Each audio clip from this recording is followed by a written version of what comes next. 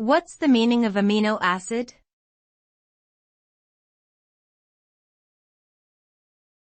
Amino acid.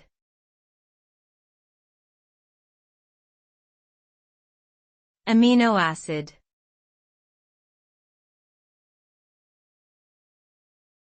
Amino acid.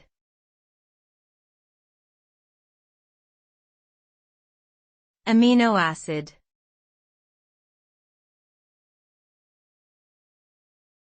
Amino acid.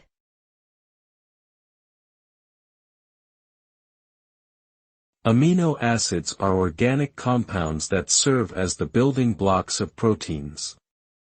They are made up of an amino group, a carboxyl group, and a side chain, which varies depending on the specific type of amino acid. There are 20 different types of amino acids that can be combined in various sequences to form different proteins. Amino acids are essential for the growth and repair of tissues in the body, and they also play important roles in metabolic processes such as enzyme production and hormone regulation.